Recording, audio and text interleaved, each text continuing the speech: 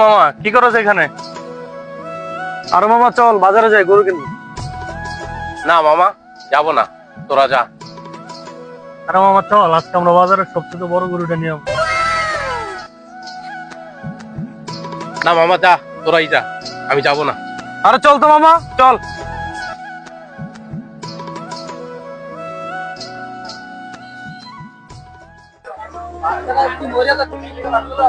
বন্ধু দেখ দেখ আজকে বাজারে কত বড় বড় গরু উঠছে। বাবা কইছে যত টাকা হোক বাজারের সবচেয়ে বড় গরুটা আমার নিতে হবে, টাকা কোনো বিষয় না। বন্ধু চল ভিতরে যাই।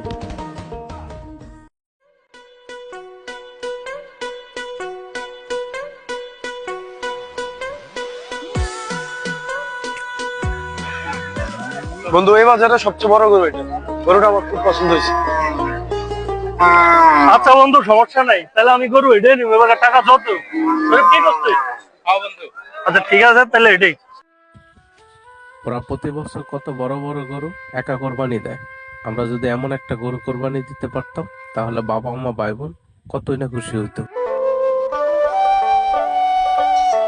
আকাশে এত বৃষ্টি, পোলাটা যে কই গেল, একটু কল দিয়ে দেখি।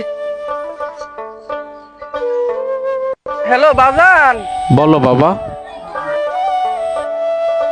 হ্যাঁ তুই কই? আমি তো গরু বাজারে আইছি।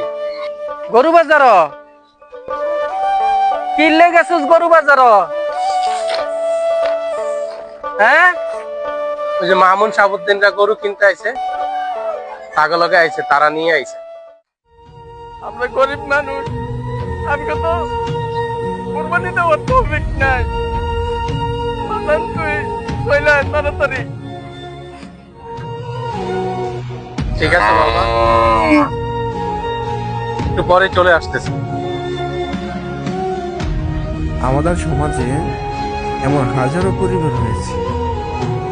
আসুন আমরা সকলেই মিলে কোরবানি ঈদের আনন্দটুকু ওদের নিয়ে ভাগাভাগি করি।